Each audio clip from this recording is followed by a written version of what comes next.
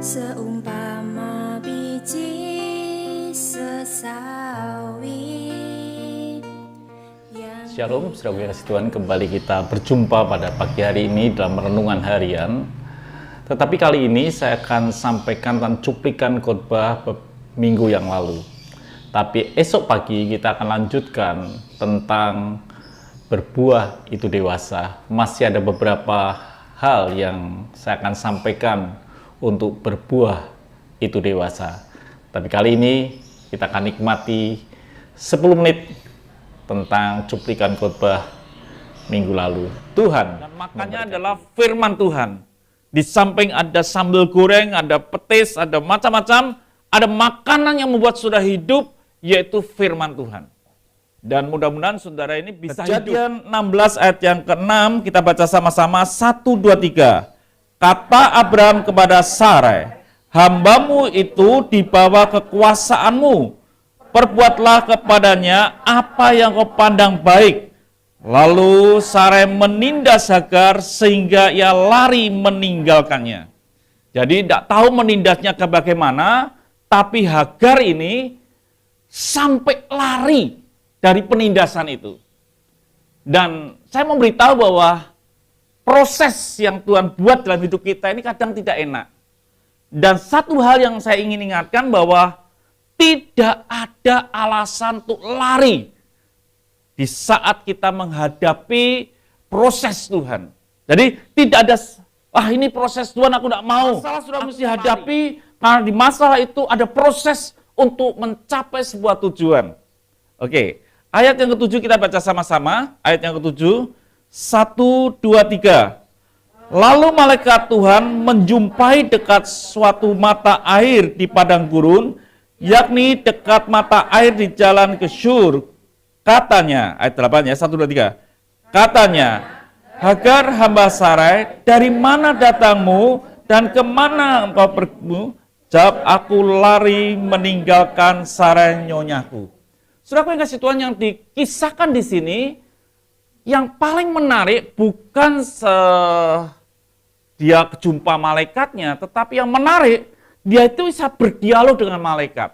Artinya, waktu dia itu tinggal di rumah Abraham, di rumah Sarai nyonyanya, pada waktu itu dia bukan sekedar mengenal suara Abraham, mengenal suara nyonyanya, tapi dia belajar mengenal akan suara Tuhan.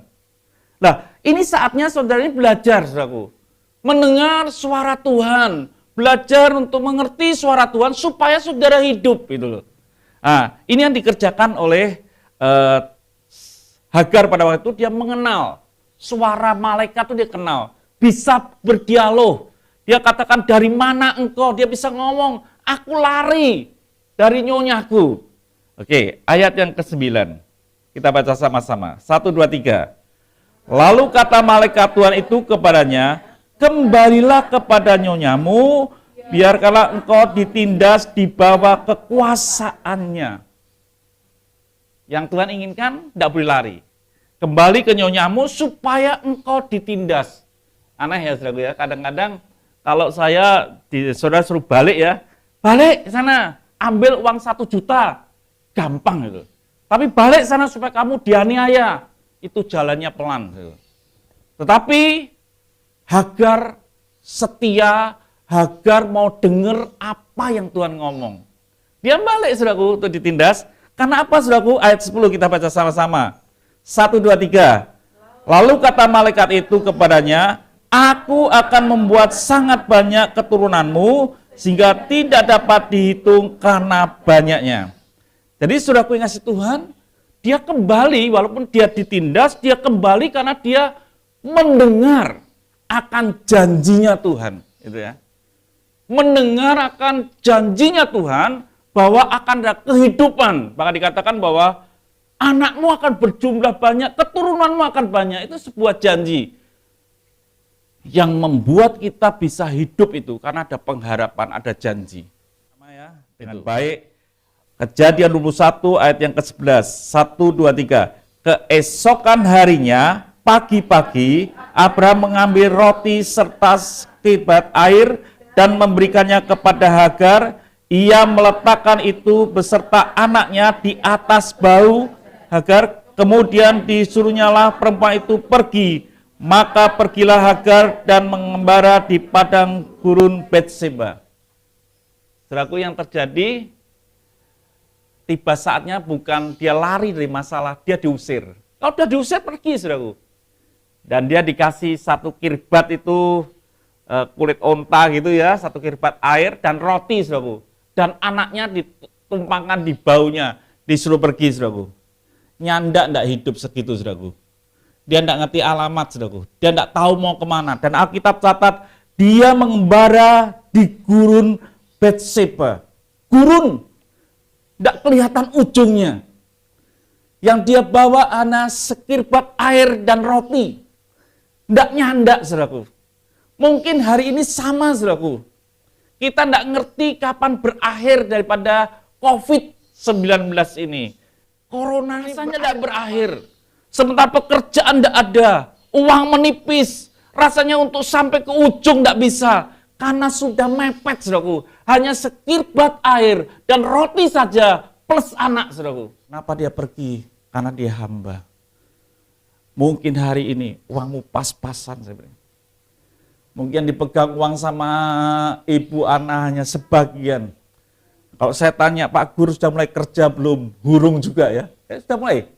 Oh belum, sudah mandek 4 bulan. Saya tanya, Nani sudah mulai potong rambut belum? Belum juga. Mungkin saya tanya yang lain, mungkin hal yang sama. Uang yang dipegang bukan tambah kandul, tambah tipis. Kalau sudah tanya saya, sama saja.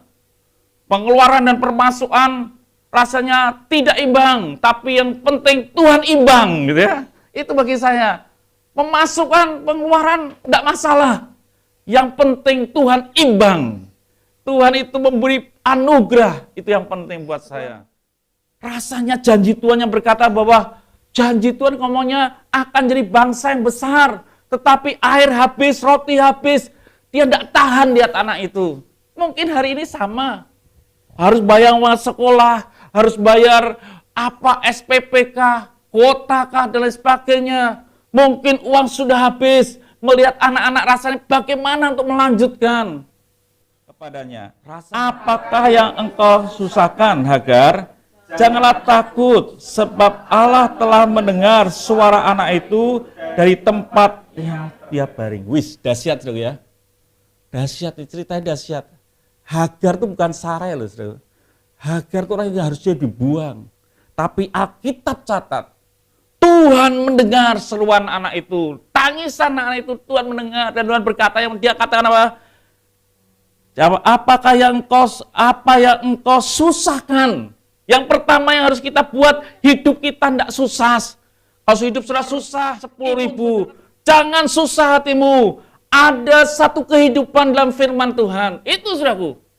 Ada kehidupan dalam kehidupanmu. Kalau sudah mendengar, menikmati firman Tuhan. Dan doa kami pertama, jangan susah. Saya harap jemaat Tuhan di tempat ini, walaupun belum punya kerjaan dari depan sampai belakang, belum punya penghasilan, belum bisa bayar utang, ojo susah, saudaraku. Hari ini, jangan susah. Buat hidupmu sukacita, nikmati penderitaan, saya itu. Dan yang kedua dikatakan, jangan takut, nggak usah wedi, nggak usah susah lah mendengar suara anak itu dari tempat ia berbaring. Dari semak pun Tuhan bisa dengar. Dari pinggir tanggul pun saudara bisa dengar.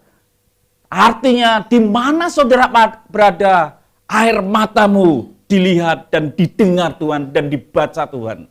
Itu saudara.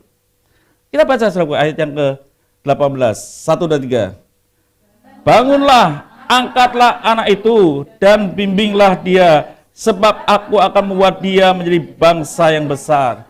Artinya apa? Tuhan mempercayai Hagar, saudara.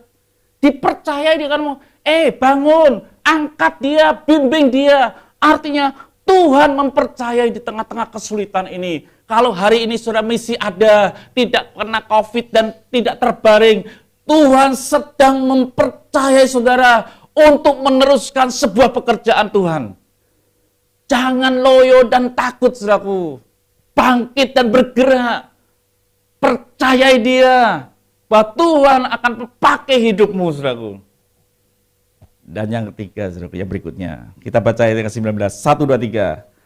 Lalu Allah membuka mata Hagar, sehingga ia melihat sebuah sumur.